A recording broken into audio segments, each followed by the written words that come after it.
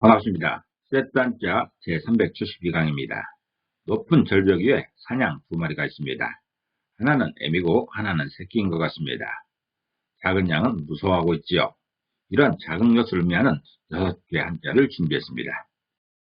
길이나 넓이 따위가 비교 대상보다 덜한 것을 작다라고 합니다.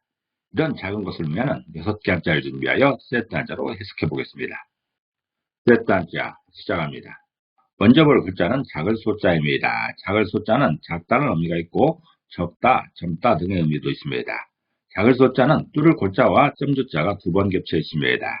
이를 이미지로 표현해보면 뚫을 골자에 해당되는 사람의 이미지가 있습니다. 또한 두 개의 점조자는 두 점의 기호로서 두 손을 의미하고 있습니다. 이런 이미지가 결합된 모양이 작을 소자입니다. 그래서 작을 소자는 사람의 두 손에 올린 정도를 말하고 있습니다. 작다라는 말은 비교 대상보다 덜한 것을 뜻하고 있습니다. 다시 말해서 없는 것은 아니고 조금 있기는 있는데 그 양이 생각보다 부족한 것입니다. 작을 숫자는 사람을 의미하는 뚫골자와 사람의 두 손을 표현하는 점조자가 두 번 있어서 사람의 두 손에 올려진 정도 양이 적다라고 표현하고 있습니다.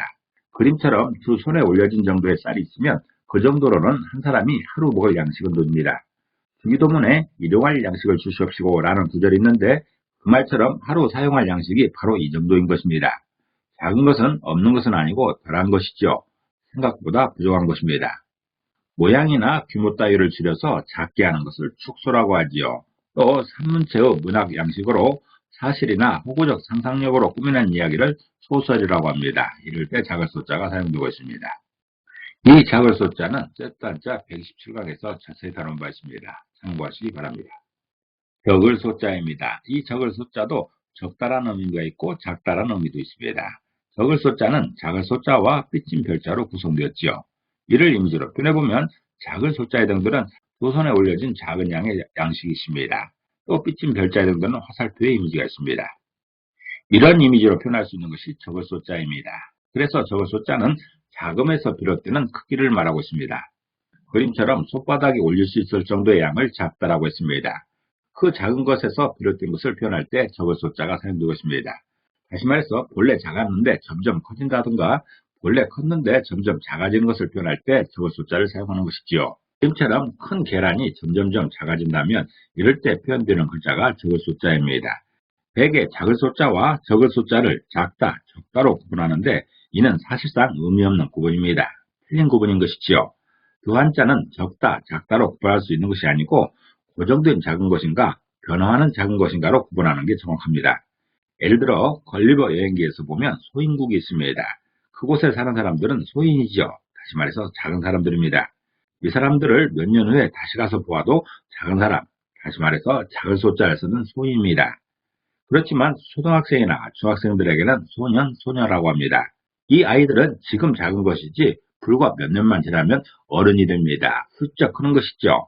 이런 소년, 소녀에게는 적을 소자를 씁니다. 왜냐하면 지금 작지만 점점점 커가기 때문에 그런 것이죠. 소인국의 소인은 고정된 크기의 작은 사람이고 소년, 소녀는 점점 커가는 변화하는 작은 사람이기 때문에 다르게 사용하는 것이지요. 양이나 수치가 줄어드는 것을 감소라고 합니다. 완전히 성숙하지 아니한 어린 사내 아이를 소년이라고 하지요. 이럴 때 적을 소자가 사용되고 있습니다. 짧을 단자입니다. 짧을 단자도 작다라는 의미가 있고 짧다라는 의미도 있습니다. 짧을 단자는 화살 시자와 콩두자로 구성되었지요. 이를 이미지로 표현해보면 화살 시자에 해당되는 화살의 이미지가 있습니다. 그리고 콩두자에 해당되는 콩의 이미지가 있습니다. 이런 이미지가 결합된 모양이 짧을 단자입니다. 그래서 짧을 단자는 화살의 관역이 콩만한 것을 말하고 있습니다. 궁수가 화살을 쏘려는데 그 관역이 콩알만 하다면 맞추기 어려울 것입니다. 관역이 너무 작은 것이죠. 짧을 단자는 화살을 의미하는 화살 시자와 관역을 의미하는 콩두자를 결합해서 화살의 관역이 콩이라서 너무 작다고 표현하고 있습니다. 콩은 작은 것을 상징하죠. 그래서 작은 것을 표현할 때 콩만하다고 하는 경우가 있습니다. 예전에 올림픽에서 우리나라 양궁 선수가 관역의 정중앙에 있는 카메라 렌즈를 맞춰 화제가 된 적이 있습니다. 양궁 관역의 정중앙 10점짜리 크기는 12cm 정도 된다고 합니다. 콩의 지름은 1cm 정도이니 10점짜리도 맞추기 어려운데 그보다 10분의 1 정도 작은 것을 맞추려면 얼마나 어렵겠습니까? 짧을 단자는 화살로 콩을 맞추기에 너무 관역이 작다라고 표현하고 있습니다. 짧은 기간을 단기라고 하지요. 또 목숨이 짧은 것을 단명이라고 합니다. 이럴 때 짧을 단자가 사용되고 있습니다. 작을 리자입니다. 작을 리자는 작다라는 의미가 있고 정교하다는 의미도 있고 오솔길을 의미하기도 합니다. 작을 리자는 천천히 걸어갈 척자와 묘산자와 한일자와 안석 괴자와 따라갈 치자로 구성되었습니다. 이를 이미지로 표현해보면 걸어갈 척자에 해당되는 걸어가고 있는 두 사람의 이미지가 있습니다. 또 묘산자에 해당되는 산의 이미지가 있지요. 또 한일자에 해당되는 구분의 이미지가 있습니다. 바리케이트로 구분하고 있는 것입니다. 또 안석 괴자에 해당되는 안방에 있는 이 책상의 이미지가 있습니다. 이 안석 괴자는 책상을 의미하고 있습니다. 또 따라갈 치자에 해당되는 두 사람 중에 따라가고 있는 한 사람이 있습니다. 이런 이미지로 표현할 수 있는 것이 작을 미자입니다. 그래서 작을 미자는 안방에서 산까지 걸어서 천천히 따라가는 길이 작다라고 표현하고 있습니다. 철학자 칸트가 말하기를 인생의 좋은 법 가운데 하나가 산책이라 했습니다. 그래서 산책을 취미로 가진 사람은 인생에 더없이 좋은 것을 가진 것이지요. 작을 미자는 산책하기에 좋은 오솔길을 표현하는 글자입니다. 작을 미자는 천천히 걸어가는 것을 의미하는 천천히 걸어갈 척자와 산책의 목적지가 되는 장소를 의미하는 묘선자와 집과 산을 구분하는 한일자와 집 안방에 있는 책상을 의미하는 안석 괴자와 따라간다는 의미의 따라갈 치자가 결합해서 천천히 걸어서 책상에 있는 안방에서 산까지 가는 길의 크기가 작다라고 표현하고 있습니다. 그렇습니다.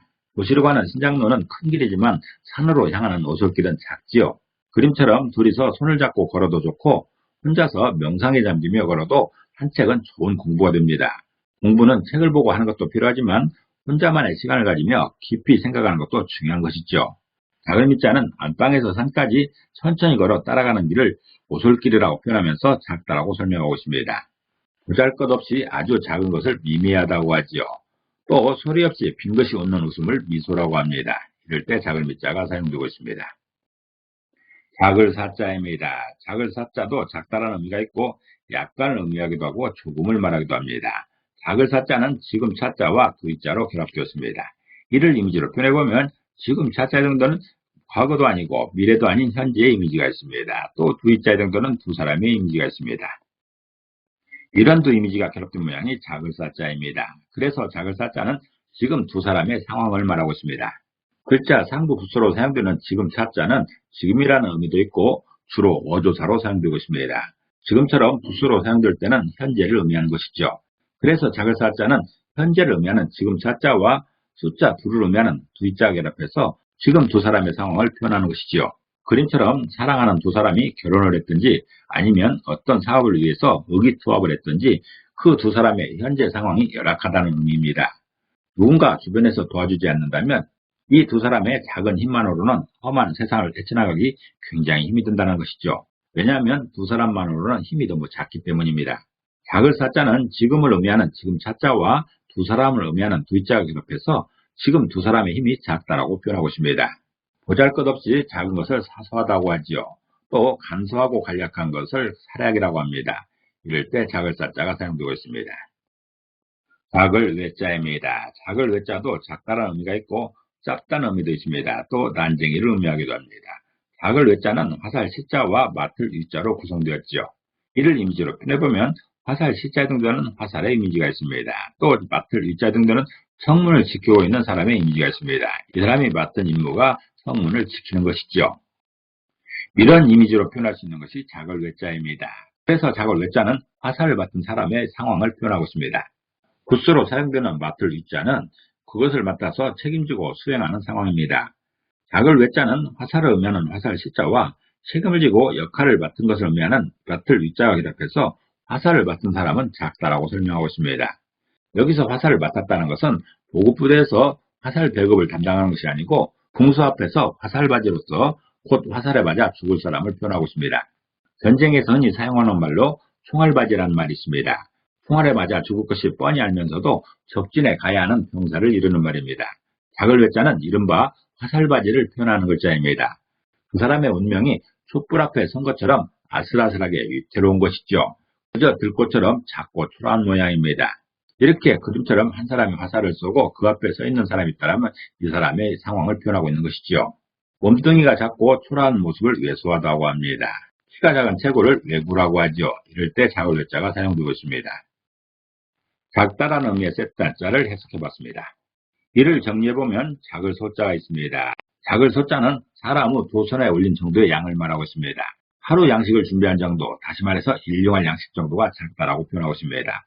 또 적을 소자도 있죠. 적을 소자는 자금에서 비롯된 크기를 말하고 있습니다. 다시 말해서 작은 것에서 변화하는 크기를 나타내고 있습니다. 짧을 단자도 있습니다. 이 짧을 단자도 작다라는 의미가 있는 것인데 화살의 관역이 콩이면 작은 것이다라는 그런 표현인 것입니다. 너무 작은 관역의 크기를 말하고 있습니다. 작을 미자도 있습니다. 작을 미자는 안방에서 산까지 걸어가는 그 길을 말하고 있습니다. 산책을 위해 집에서 산으로 가는 길의 크기를 말하고 있습니다. 작을 사자도 있죠. 작을 사자는 지금 두 사람의 상황을 말하고 있습니다. 두 사람이 의기투합했지만 현재 상황이 열악한 것을 표현하고 있습니다. 또 작을 외자도 있습니다. 작을 외자는 화살을 받은 사람이 적다라고 표현하고 있습니다. 다시 말해서 궁수와 견호는 화살 앞에 선 사람의 상황을 표현하고 있습니다. 길이나 넓이 따위가 비교 대상보다 덜한 것을 작다라고 하지요. 이런 작은 것을 의미하는 6개 한자를 세트 한자로 해석해 봤습니다. 그 중에서 작을 소자는 일용할 양식 정도를 말하고 있습니다. 두 손에 쌀이 올려진 정도의 양이 작다라는 것이죠. 또 적을 소자도 있습니다. 적을 소자는 작은 것이 변화하는 그런 모양입니다. 작은 것에서 커지든지 큰 것에서 작아지든지 그때 작은 것을 표현하는 글자가 적을 소자입니다. 또 짧을 단자도 있죠. 짧을 단자는 화살 앞에 있는 관역의 크기를 말하고 있습니다. 화살의 관역 크기가 콩이라면 얼마나 작겠습니까? 너무 작은 높이를 말하고 있는 것이죠.